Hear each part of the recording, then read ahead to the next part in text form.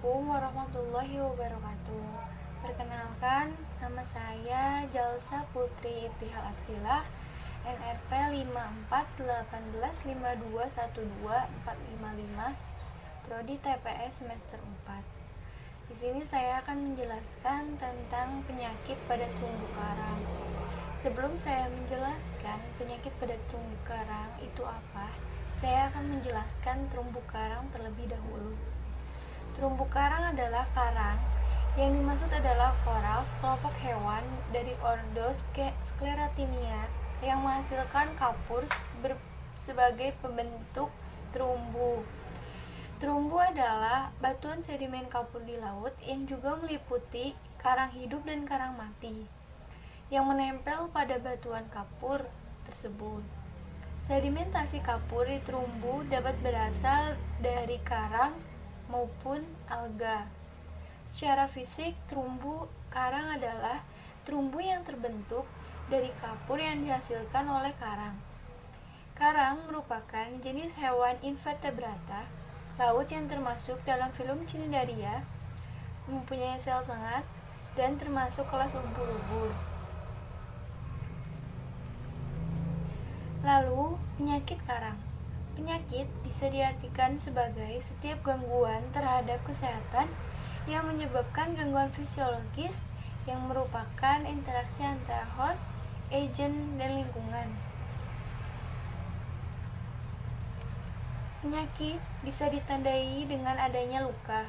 Luka bisa muncul di awal, tengah, maupun akhir dari fase penyakit. Beberapa penyakit juga ada yang bersifat menular. Sekarang kita masuk ke jenis-jenis penyakit terumbu karang. Kehilangan jaringan yang disebabkan oleh predasi atau stres yang diketahui dapat mengakibatkan kesehatan karang terganggu. 1. Gigitan luka, yaitu bekas luka atau goresan berupa gigitan terlihat jelas dan ditandai dengan rusaknya rangka karang. Bekas gigitan berwarna putih.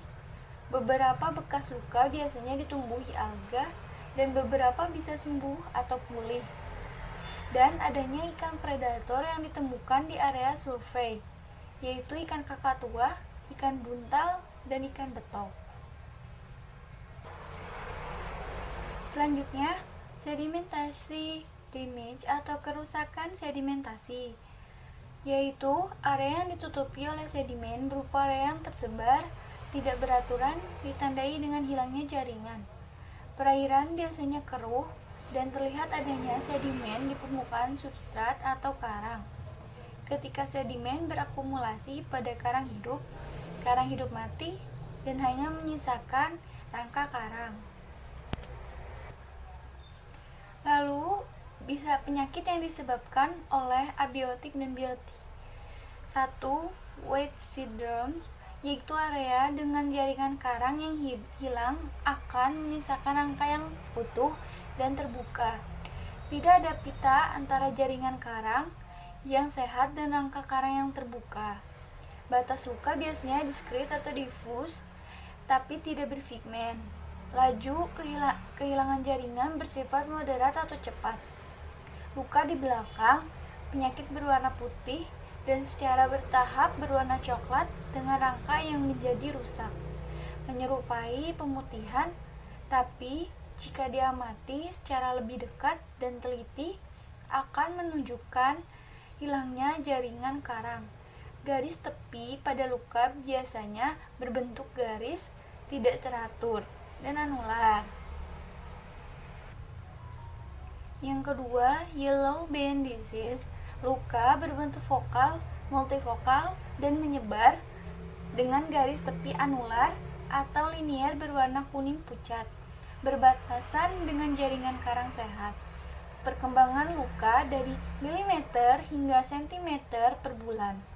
Pita yang paling depan berwarna kuning pucat atau berwarna lemon, sementara jaringan yang sudah terinfeksi di belakangnya akan berwarna lebih gelap, dengan diikuti dengan hilangnya jaringan. Laju hilangnya jaringan biasanya cepat atau sedang. Yang ketiga, perubahan warna jaringan. 1.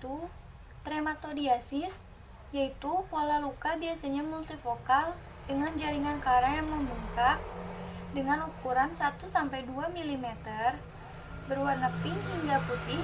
Pembengkakan ini merupakan respon terhadap kehadiran trematod parasit atau cacing pipi yang hanya bisa diamati secara mikroskopis.